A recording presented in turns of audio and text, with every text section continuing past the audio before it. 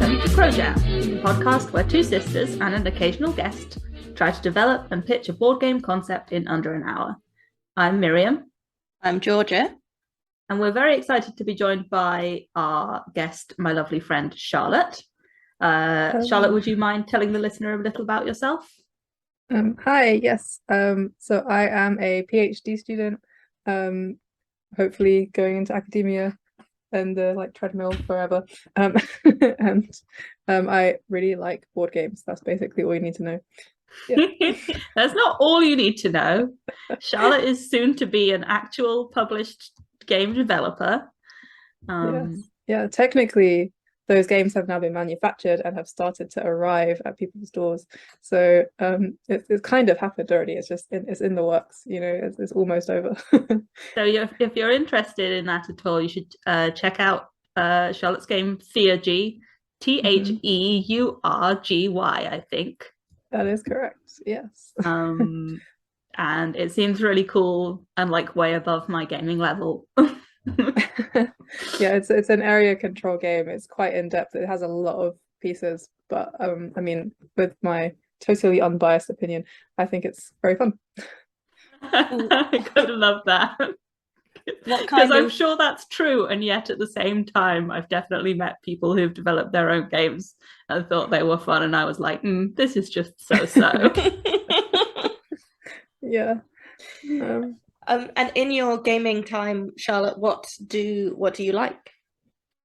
Yeah, so I have historically most enjoyed quite heavy strategy games. Like some of my favorites are Spirit Island, for example, a cooperative game where you're it's just very complicated. It gets name checked on here a lot because we're interested in the sort of decolonial ambitions of it. Like we're interested in, games politically, so it has made an appearance on the pod. Yeah.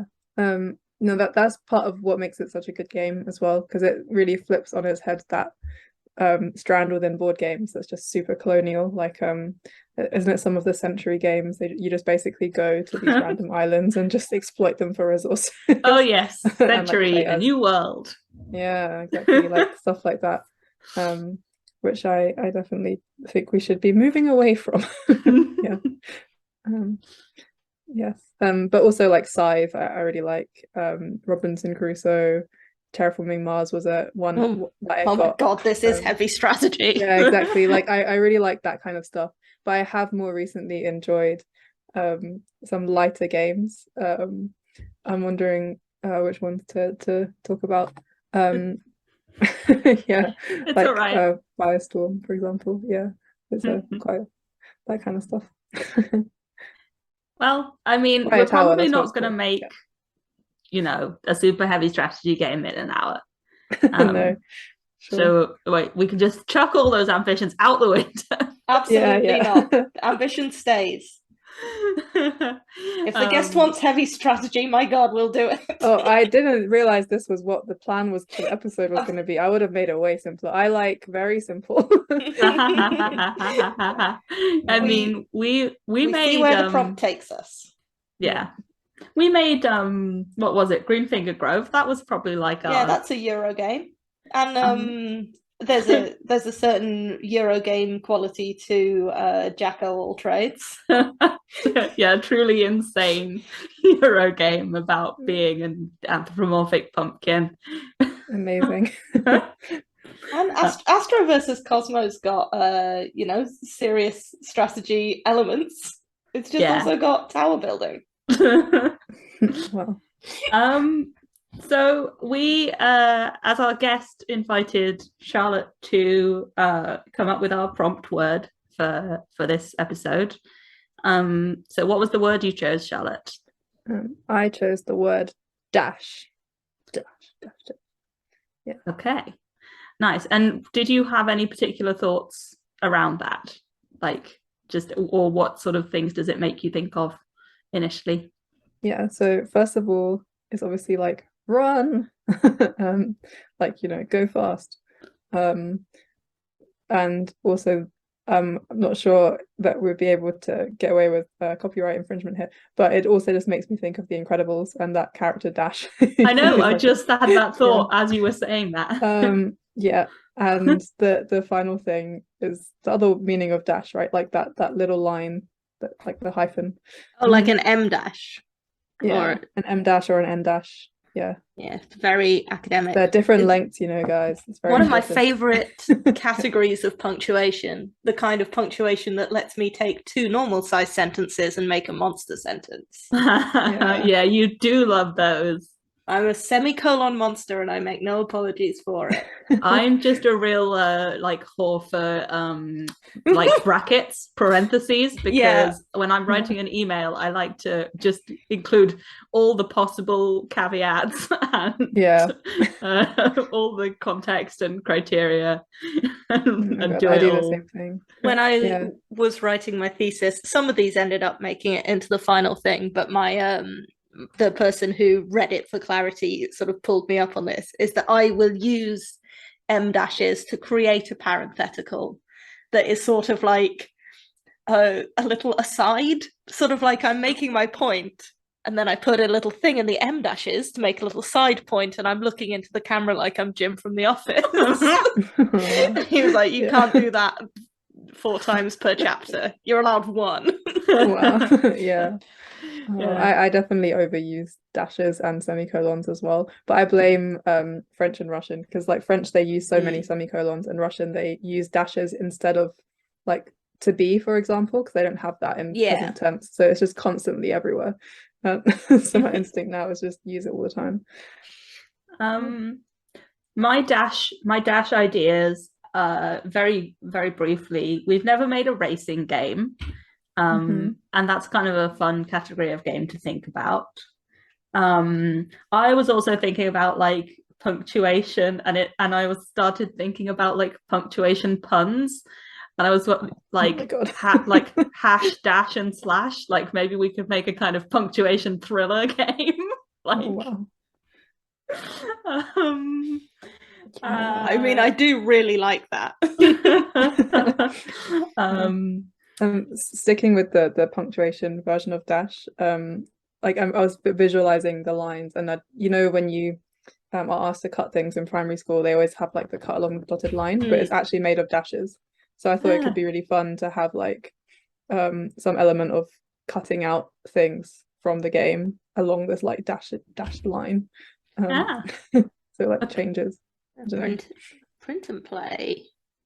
That's cool. We love print and play here.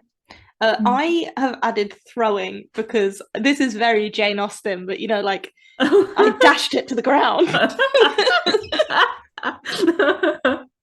I don't need your charity, hot dog man. It's such a specific kind of throwing. It's not like throwing at or throwing away or anything. It's like no, it's like really throwing with the intention that it should be like sort of smeared across whatever it ends up on. So I don't know how you could gamify that, but I didn't want to leave it out.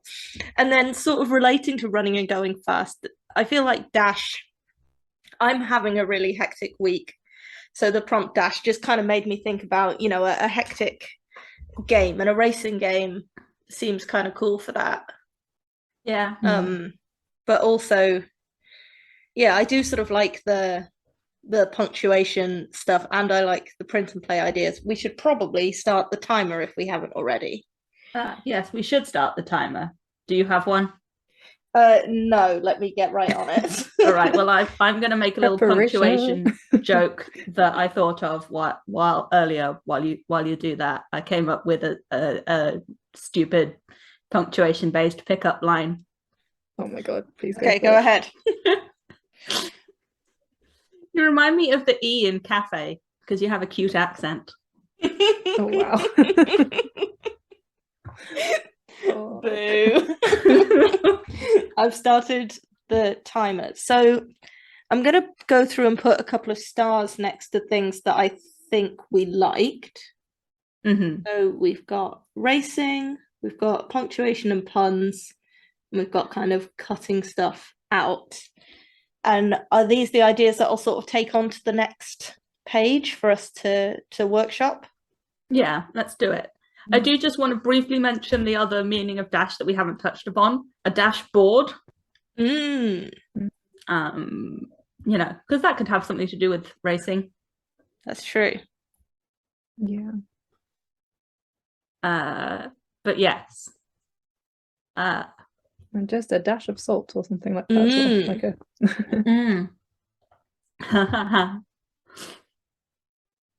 So we've got our big ideas vaguely seem to be punctuation and racing. And what this made me think of, and I'm about to date myself very badly, would either of you know what I meant if I said Mavis Beacon teaches typing? No. Okay. These were very, very old-fashioned, I guess you'd call them video games, but they were like educational software, where you would learn to touch type. And it had sort of little mini games that would teach you to touch type. So teach you the home key and teach you the skills involved. And it might have sort of like a racing mini game where you have to type words, you know, like sort of accurately and quickly to avoid oncoming traffic and stuff. So it's like the typing of the dead. I don't know what that is. It's like a zombie shoot 'em up game, but with typing. So I don't think I played any typing games, but I mean, typing games are a thing. There is sort of like word game thing, and I think they pretty much all start with Mavis Beacon, which is this like educational edutainment software. So yeah, that was just sort of like where my mind goes when I think about the relationship between these two things. Is something that kind of like combines like words and words and racing, but I don't really know like how that translates to board games. No, I guess I was thinking about, and this is sort of, I guess, slightly has the vibe of one of our other games, Deck Breakers. I was kind of imagining with like dash and slash, like you could sort of have these like cards or whatever, I guess, that have the ability to like either combine words or like separate words as like a choice kind of thing. Like I don't really know how to describe what I mean, but like if you had a pair of words, you could put like a dash between them to be like these are sort of one thing now, or you could put a slash between them as like word. You can choose. I don't know. Yeah, and then hash is just like hashtag RuPaul's Drag Race. So when you said the title hash dash and slash, I had an image in my mind, which is kind of like what I've drawn here, which is just these cards with just punctuation marks on them. I don't know like what they meant to me or anything. I just sort of I do kind of like the idea of maybe like a really quick play card game where the punctuation symbols kind of have like to have some kind of impact on the gameplay. Like actually, when you said hash dash and slash, I really like these cards you've drawn, but the image that I got in my head was very different. It was more like a slasher thriller, like dashing around, slashing people. I know. I want to combine those things. This is what I'm talking about. So it's kind of like a murder mystery where the characters are punctuation. Like again, this is, if you're not from the early internet, this isn't going to mean anything, but like ASCII art, you know, like the shrug guy. Yeah. I would love it like to have clues or something that then you cut out and then you have to like fit them into different areas or something. Oh my goodness. So it's maybe like a sort of one-time play mystery game. Yeah, like have you ever played any of the Exit games? They're like escape rooms in a box. I haven't, but I have played the escape boxes and the detective boxes, so similar kinds of things. Yeah, I love that kind of stuff. Yeah, so something along those lines where you're like destroying the game as you go, but you know you have a good time and you solve the mystery and things. This is the kind of thing that we love to pitch on this podcast and then realize is very, very hard to develop in a short amount of time. We got this, guys. We this. can do it. So the question I want to ask is this a mystery that like involves punctuation? So there's like a person or, you know, a detective solving a mystery and the mystery has punctuation in it? Or is it a mystery that's like where the characters are punctuation? I just keep thinking about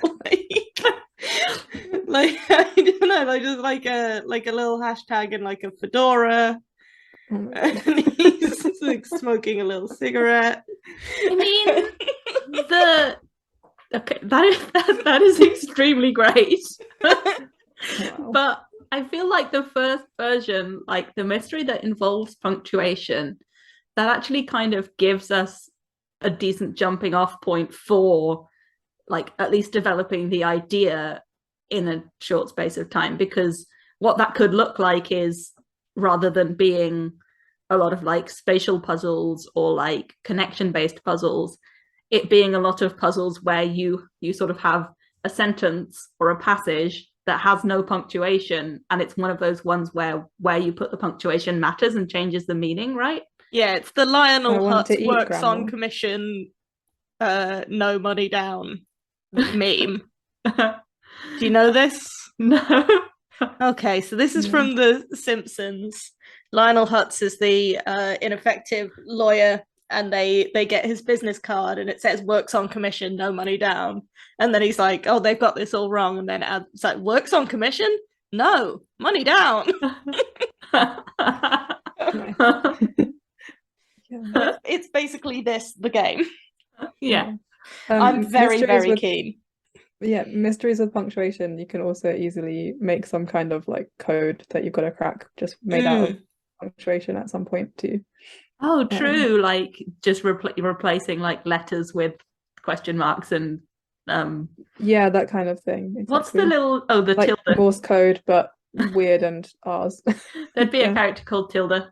Oh my God. Ampersand. You've got to have that in there. Okay, neat. I feel like that's a reasonably solid basis of an idea. What kind of format do we see it taking? So quite often those escape room games take the format of a deck of cards, although I have also seen ones that have, you know, like decoder rings and more sort of cardboard components. Do we have thoughts on this? It could also be a book. We haven't made a game that's a book.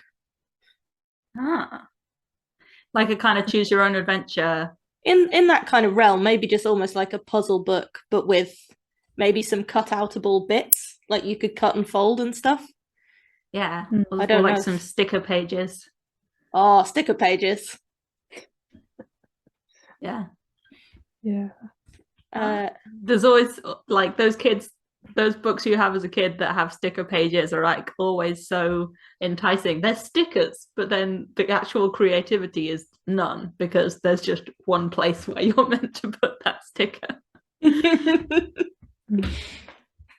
Yeah. So we're not going to do that. We're going to give them like 4 places and they got to work out which one. Yeah, exactly. Yeah, that would be really cool. Especially if the stickers, like you could use them to complete a maze or map, or to fill in gaps, say like in this code that we've been thinking about, you could have gaps where you have to actually decode and, you know, figure out what letters are missing.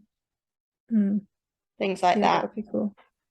Also, if we do like, I mean, I'm not saying we designed this whole thing right now, but if we were imagining a book, then you can imagine that like it would have different chapters. So it could be like an escape room legacy book where you do like chapter 1 and then like how you did in that chapter, you move on to chapter 2, or maybe you have to skip forward to chapter 4 or something. That would be really cool. I'm playing a game at the moment called The Initiative, which has chapters. So the book, like the story of the game, is told through a little comic book, and then you play missions. It's almost got sort of a Jumanji element to it, where the characters in the comic book are playing a game and then you play the game, and that sort of progresses their story. it's definitely not a perfect game, but it's one of the most like ambitious and smart pieces of design I've ever encountered. And they do so much cool stuff.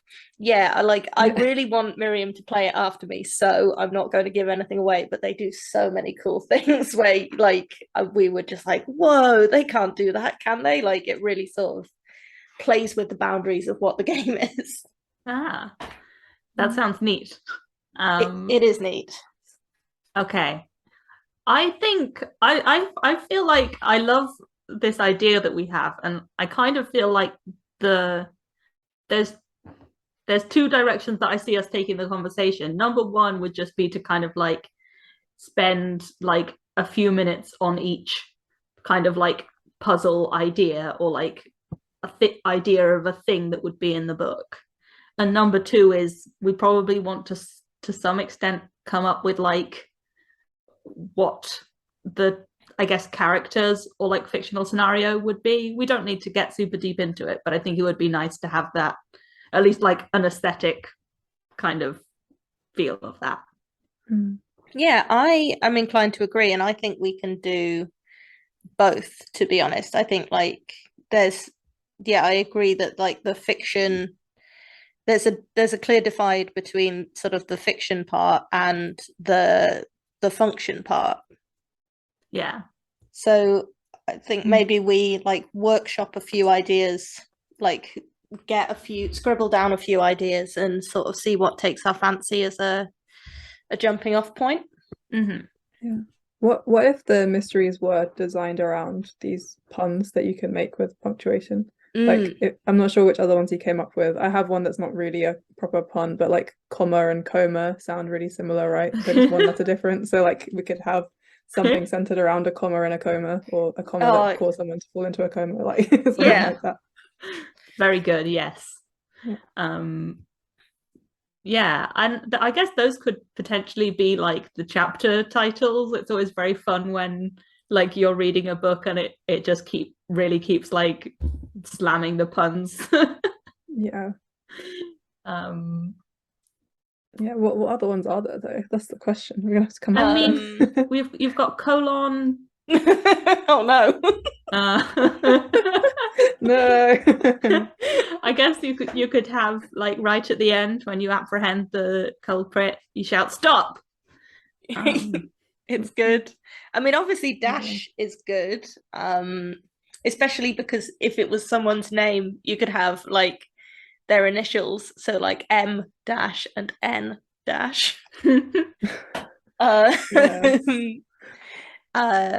You could, yeah, I think there's definitely like things that you could do. For example, if you were a detective and there was a character in it called Mark, one of the things you could do would be question mark. Oh my god. Yes. Okay, we need to do that. That's in the game.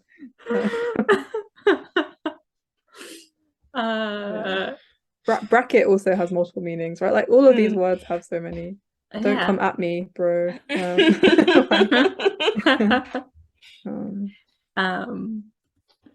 So yeah, so we feel like it's sort of a detective story. Yeah, I think. I mean, my mind immediately goes to kind of like a noirish direction when I think about detectives. But there's other ways you can do it, you know, like a 1920s sort of like a Poirot type thing, or a modern day thing. Does anyone have opinions? I mean, noir is fun as kind of like I feel like it has the most fun like tropes to kind of lean on, because this does sound like it's going to be a humorous game, so like why not lean into that for, you know. Maybe what are some of the tropes that you're thinking of? Because I'm not sure that I'm familiar enough with different genres of detective movie, and like maybe other people could. Yeah. I guess your Poirot style has the detective like gathers everybody in a room at the end of the story and like sort of gets everybody really on edge and then explains exactly what happened, and blah blah blah. Yeah, you would use a Poirot type detective for like a very convoluted mystery, whereas like noir, it's a bit more sort of like a lone wolf detective, and maybe sort of a grim environment might be a bit more sort of like seedy. And there would definitely be like dames with legs that go all the way up and all of that stuff. Wow. Yeah. I guess, would we want it to be consistent throughout the whole like book, or We would could it play be with like a it. different genre for each puzzle, maybe? Like That would be really cool. Yeah. Yeah. I like that. Yeah, that would, again, if this is a book, it could be really fun if you're like reading a chapter that's extremely noir, and like as soon as I saw that broad, and then you move on to the next chapter and it's all like, like, I don't know, cyberpunk thriller mystery or something. There is an author called Jasper Ford who writes, I think they're called the Tuesday Next novels. Yeah. Have you read them? My partner's read them. I've not read them personally, but my partner and they're all like has. set within this sort of meta universe of fiction. They're pretty good. I had a good time reading them. And this is making me think of that it's kind of like about detective fiction and about punctuation and about puns, but then there's sort of just puzzles that kind of feed through it. So yeah, what kind of puzzles could we have? I liked the idea about adding punctuation to kind of get something's meaning. Yeah. This is very nerdy, but like we could make the thing you add punctuation to apostrophe in the literary sense. So like when you're directing a speech to someone who's not there, so like they've written like, oh, Romeo, and you're like, Romeo's not there. So that's also called is that called apostrophe? Yeah. I did. Oh my God, I just learned something. Yeah, me too. Yeah. So yeah, or a personified object is also you can, either one of those is like the person you're addressing in your speech, Oh, that's really cool. Oh, damn. I don't know if it's cool, but it's a thing I know.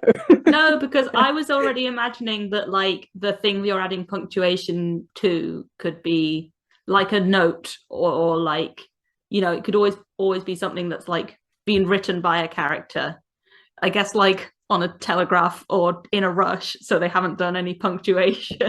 Yeah, I was definitely imagining, like finding a post-it note type thing and having to work out what someone meant by their message. Oh my God, that's extremely a mood for Is that a thing that happens in your life? Regularly. I mean, my workplace more or less would not function without post-it notes. Yeah. And like, who leaves one post-it note? It's got to be a whole bunch of them. You got to rearrange them. Yeah, so something you could do is actually have the book have post-it notes sort of stuck inside it that you also have to sort of like bring together as you get to the page that they're on, and rearrange. Maybe like you could have the message going across several post-its and have to actually position them before you start punctuating them, for example. There is, I have never read it or even tried to, but there's this thing called Cain's Jawbone. Have you guys heard of this? No. So this is like the pinnacle of mystery puzzle. It was written in the 1920s by a very famous cryptic crossword setter. I can't think who it was, but basically it is a mystery novel, basically more or less told through like a novel length cryptic crossword clue, but it comes as a box of cards, and you have to actually, so each page you have to like sort it into the right place in the novel, in addition to working out who did what and why and with what weapon. It's I think I have actually seen, like, because this was a trend recently on YouTube, right, where people were trying to do it, but I just saw a copy in my local bookshop. Oh my God, what is that? YouTube challenges, they've really advanced since they have. I mean, I don't think anyone was successfully doing it, but they were like, make it the most of the content opportunity. YouTube challenges, they're not just for eating Tide Pods anymore. Yeah, exactly. Forget the cinnamon challenge. Now you're trying to solve a 1920s mystery. I think only 2 people have ever solved it. Was recently solved, I think, for something like the 5th or 6th time. by someone who got bored during lockdown. Well, hey.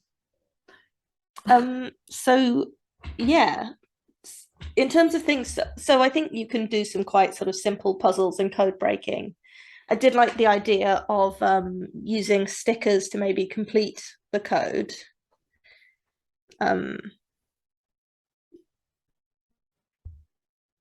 Yeah, do we have any other post-it notes? We wanted to cut stuff out. Yeah. And I really liked, because this all made me think of the Lionel Hutz business card thing, I would quite like there to be like a cut-out business card as part of it. Yeah, cool. I guess if we had like maps or mazes or something like that, then we could do something where like the compass has had the letters replaced, and then there's somewhere elsewhere in the book where you need to like figure out the code, and then you can like come back to it and like work out what the actual orientation of your map is or something. I don't actually know. I really like that. Yeah, that's a good idea. Maps and mazes. I mean, this game is definitely not made for mass manufacturing, but it's a very cool indie project kind of vibe. Yeah, I could see this doing numbers on Kickstarter for the right crowd. Yeah. Yeah, I love the idea of maybe using like stickers to add missing details to the map to work out where you're going and stuff like that. Yeah. Have you guys ever played the game Time Stories? I have not. What is it about? I've come across it. Yeah, it's how do I explain Time Stories? It's about being time travelers. And each scenario like pack that you buy goes into this like core system. And it's like a different story that you can play through once, but it takes like a few hours to do. So you get sent back in time, and you have these like cards that you spread out as a panorama with images on one side, and you can like approach different people and flip it over, and there's like a way to interact with them, and it like directs you to other cards and stuff. It's very cool. But like you also, I guess, like what was I going with this? Some kind of element of like maybe you get like put in a location, and then there's like other pages where you have things that you can interact with in that location, and like double-sided even that you can like flip around, and so on one side it gives you some information, on the other side it gives you something else. I feel like I now understand how Time Stories works, because when it was explained to me, I was like, wow, that sounds convoluted. But it sounds like to some extent it's just a little bit like Cartaventura, but just like where it's sort of built in that you're meant to try the thing multiple times. Yeah, basically you're destined to fail the first attempt and maybe even the second, and you have to keep going back and going to these same locations and remembering what you did to get the objects and go to talk to these people and that kind of stuff. So I'm not suggesting we add time traveling, but like that the panorama mechanic is very cool in that, and the being able to flip things around and stuff is all right. So yeah, based on what you were saying, it made me think that you could have sort of double-sided cards for items and clues maybe, and then maybe like slightly more detailed little booklets for other characters, where you could maybe sort of it could have a bit of a choose your own adventure element for getting through a conversation with someone to try and uncover a clue.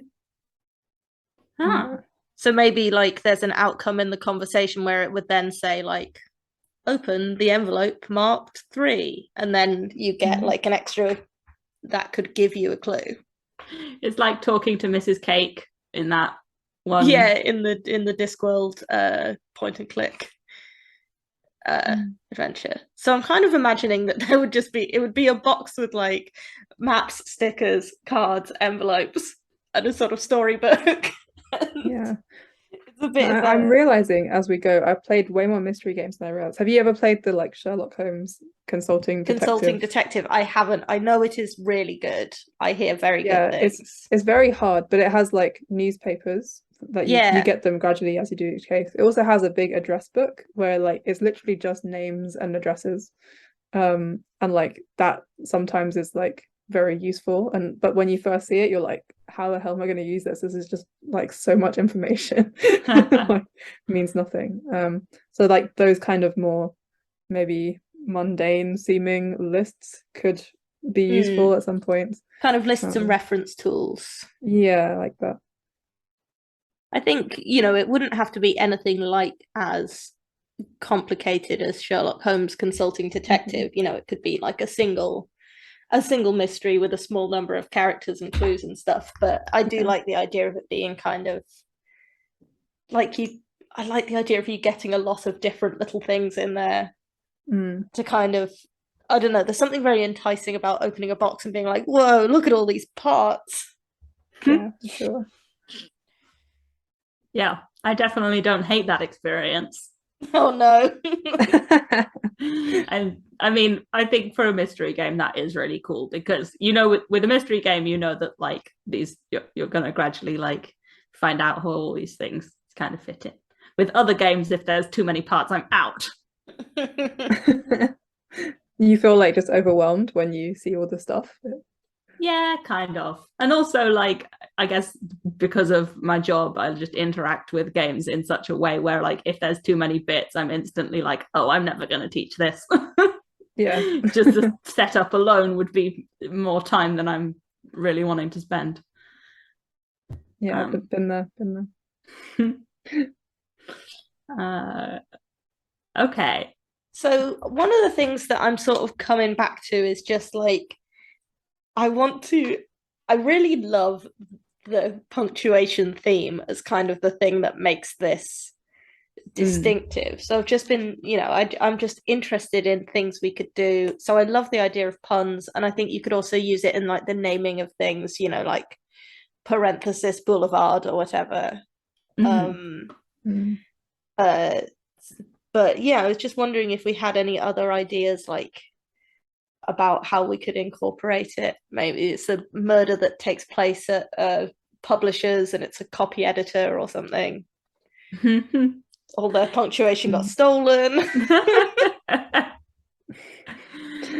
Oh, wow. Yeah, or I guess like takes place at a printing press and just all the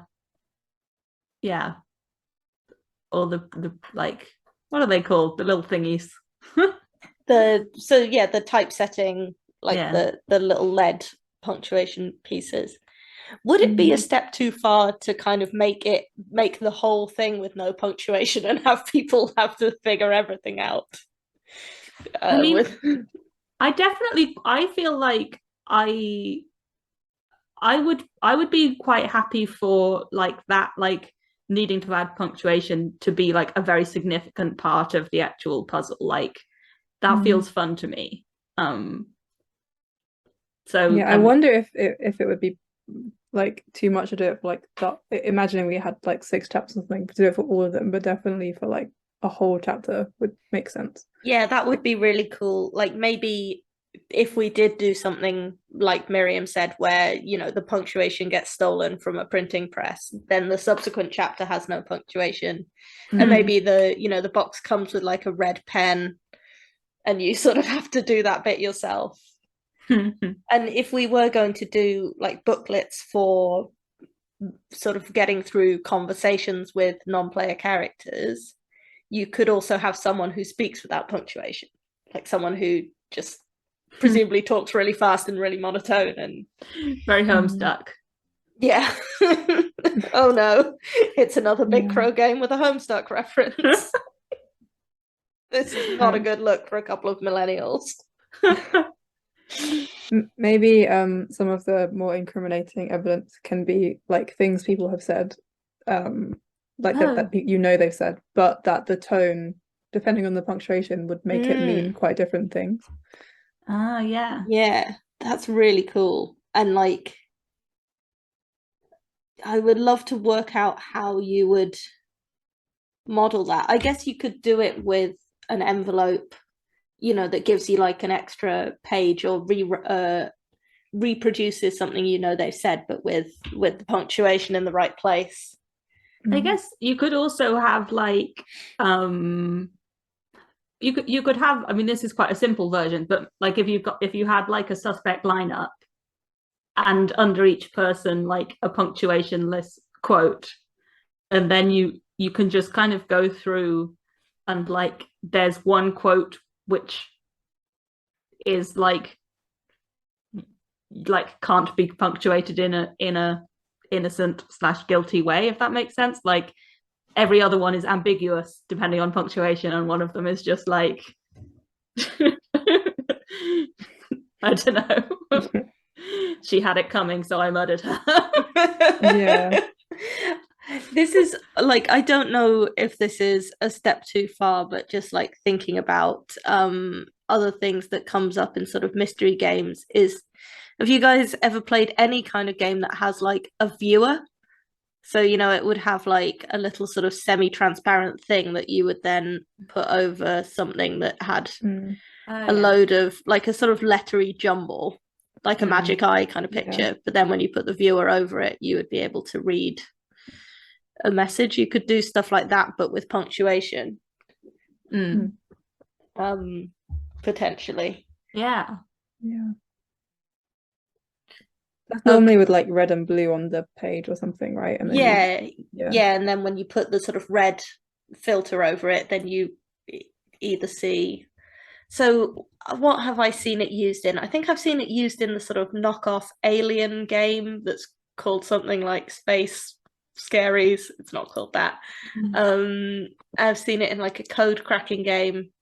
Yeah, so you can sort of use it to sort of obfuscate information and then reveal it. Yeah. While we're just chucking things into the game. I mean, and depending on the time period, doing that, but with like a pair of those old school 3D glasses. Yes. So we have like that kind of thing. What is the time wrap, by the way, G? We are at halfway. Okay.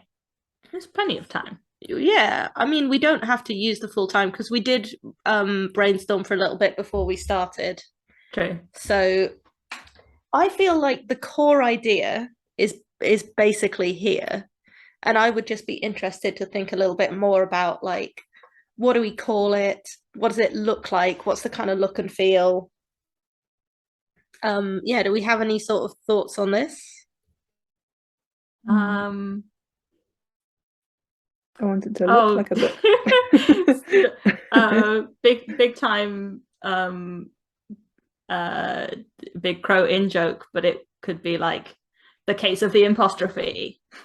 Yes, that would be very good. I like Impostrophe. For Charlotte's benefit, an Impostrophe is where it's also known as an apostrophe. It's also known as a grocer's apostrophe. So it would be like a sign outside. Yeah, like they're advertising like massages, and there's an apostrophe in there. Yeah, when it shouldn't be there. Yeah, I understand. I like that word. Great. It's also I feel like it's kind of a cool name for like our villain, or not like a name for our villain, but like the crime, as it were, could be like, it's almost like crimes against punctuation, right? Or not the crime, but like that's their calling card, right? That's like what they leave incredibly badly punctuated. Their MO is just adding bad apostrophes to signs. Yeah, I actually really like this, and I'm guessing, have you seen that series of memes of like punctuation used very badly in different situations? So like, for example, a sign on a doorway that says caution, and then in quote marks stairs, like it's not really going to be stairs. The one that I was thinking of is the printout in a lift that's like the, in quotes, clunk in the elevator, and then like 3 sets of ellipses, like so many ellipses, and then it's like, will not hurt you, 4 exclamation marks. the most suspicious thing you can imagine. Wow. I just love it when like it's whatever it is like trying to reassure you or like make some kind of claim, and it's like the safest or something like. Yeah, so I think this definitely needs to be part of the game. Yeah. I So like the case of using the some impostrophe. scare quotes and impostrophes. Yes. I mean, I really like Impostrophe for the name. And yeah, having it as kind of like what I was imagining is like a box with a book and then the sort of associated bits and pieces, whether that's 3D glasses, extra booklets, stickers, maps, all the sort of the gubbins that's gonna help you solve all the mysteries. Yeah. So obviously, I mean, Charlotte has already pointed this out, but this would be like a small production run kind of luxe product for mystery game collectors.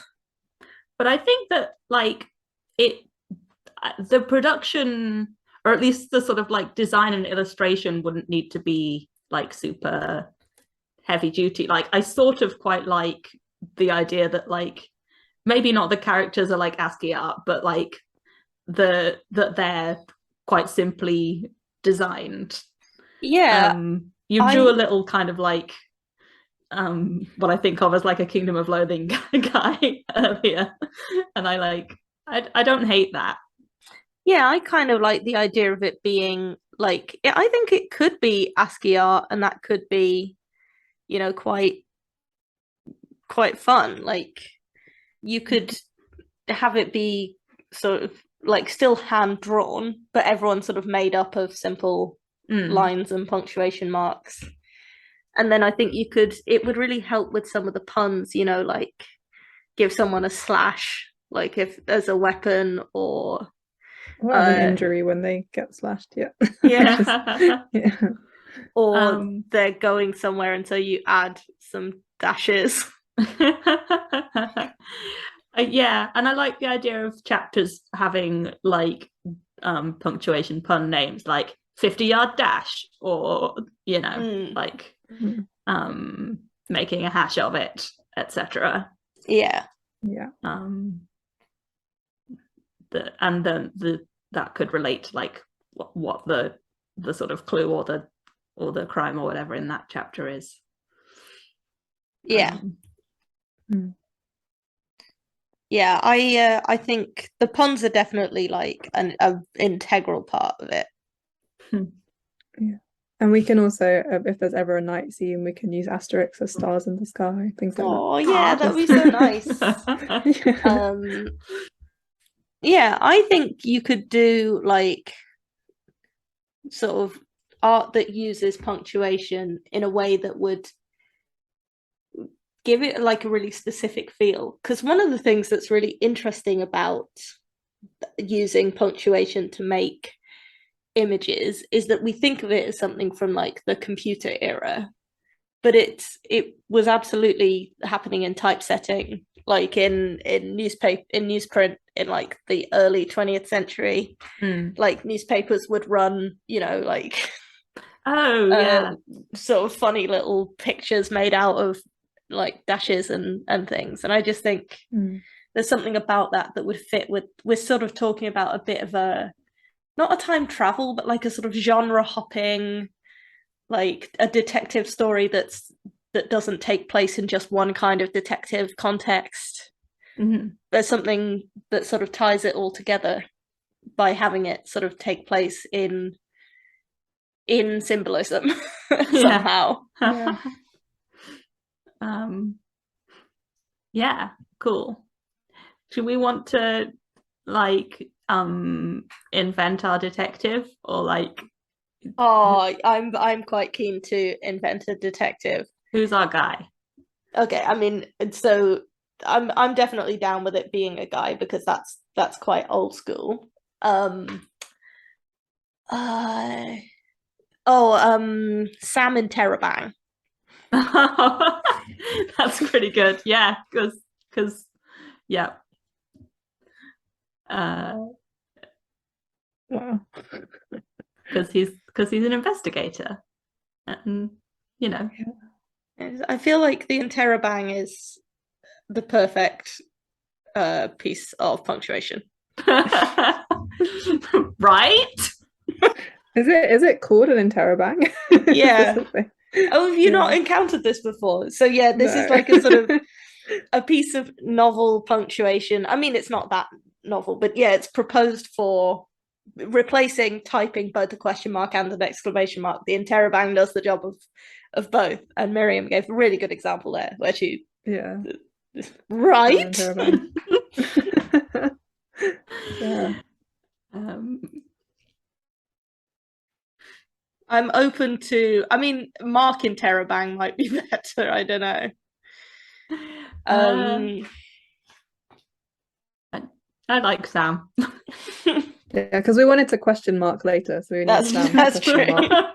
Yeah.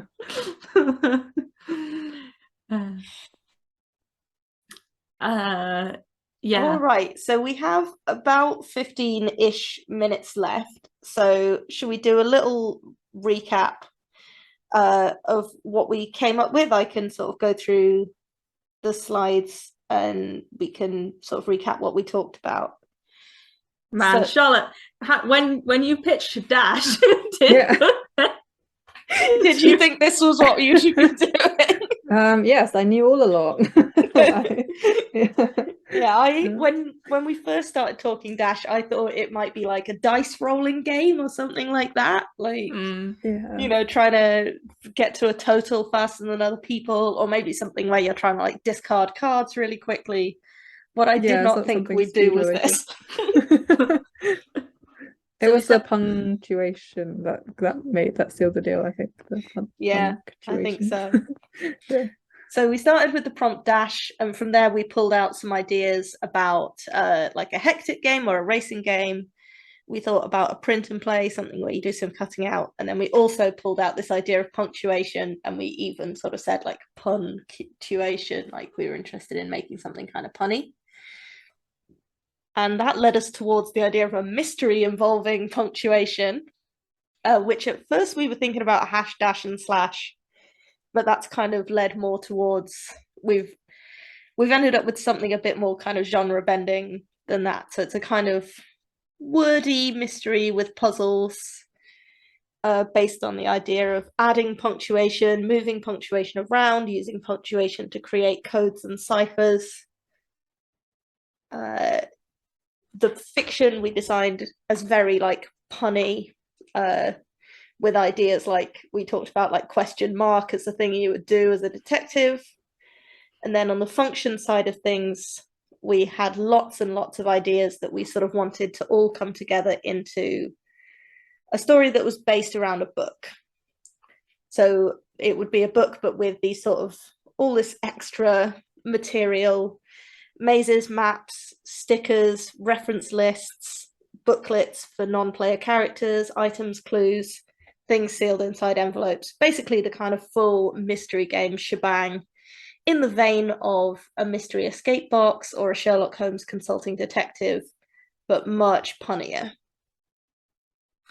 And I think we landed on the sort of some of the story beats would be around sort of crimes against punctuation, the theft of punctuation from a printer's, that the sort of the main criminal is someone who has like an intense disregard for punctuation, and maybe uses that as kind of a calling card.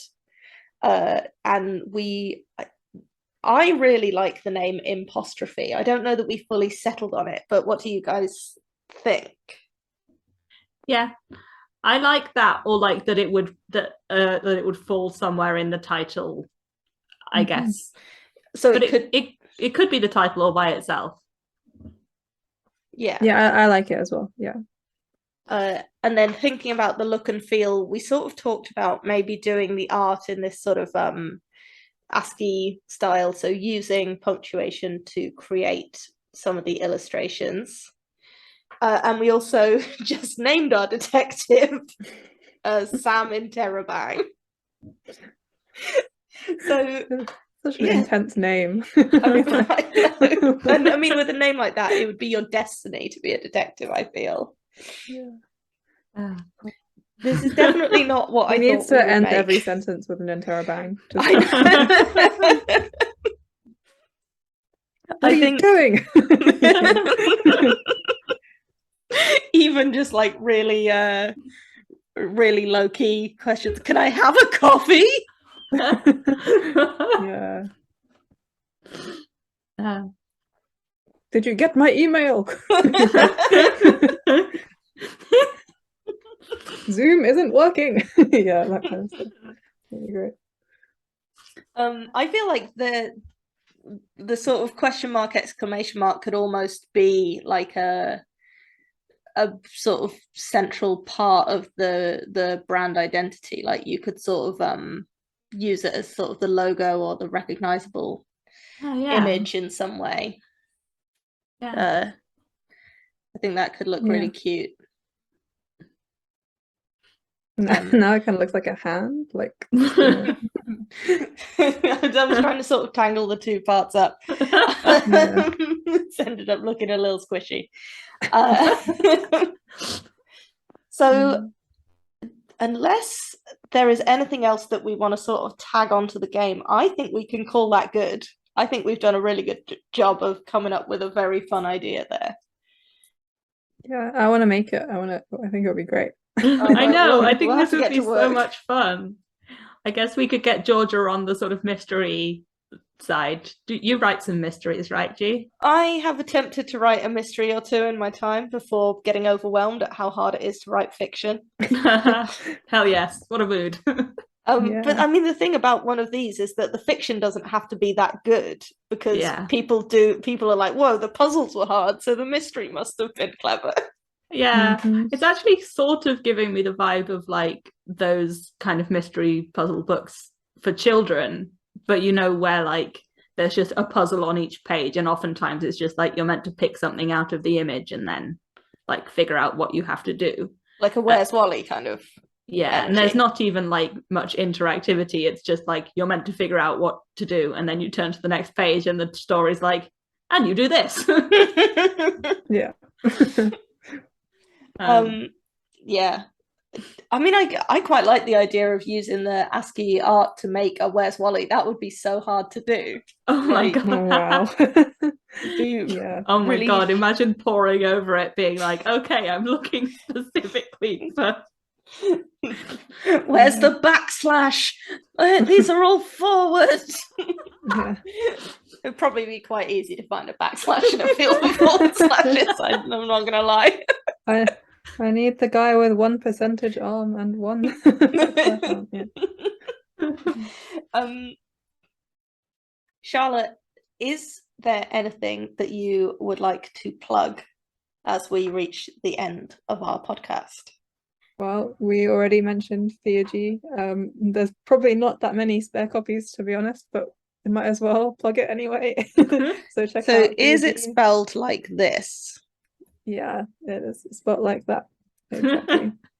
Nice. Everyone check this out. Yeah.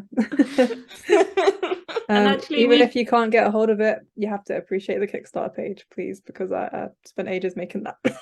Yeah. And you guys were successful? You successfully kickstarted? Yes, yeah, we made amazing. A successful Kickstarter. That's very impressive. Big ups. That is not easily done. Just like on a pure logistical and admin level, I am well impressed. Yeah, and it's arriving at backers' doorsteps like now and for the next month or so. So that must be a very exciting time for you. Yeah, exciting, nerve-wracking, yeah. My partner's been very busy with it, especially. I helped a lot with the design and the marketing and stuff, but then once it got to the businessy side, I was like, I'm gonna just step back a little. You know, that's exactly what fun. That's exactly what happened with the game that we actually got into pre-production, and then we were like, oh, you have to do business stuff? No thanks. Yeah, it's not fun. If only the business side was a thing that anyone found fun. I know we have to find business people, but unfortunately they're the worst. This is why we started the podcast, as we realized that the best bit about making games is the bit where you've got loads of ideas and you're having a really fun time. And everything after that is downhill. Yeah, I mean, to be fair, it has been really nice, like when people send messages opening the game or like playing it for the first time and they enjoyed it. That's really fun. That's so cool. That's Speaking absolutely... of playing for the first time, I should come to your house and play your game. I know I talk a lot about not liking heavier games, but like I've never really tried. Yeah, hopefully it will seem less heavy because we can also, it's one where we can teach as you go. We kind of developed a little tutorial for the first round that everyone can like learn the rules as they play that first round, and stuff like that. That's very cool and helpful. Thank you. I was about to say as well, you know where I live, but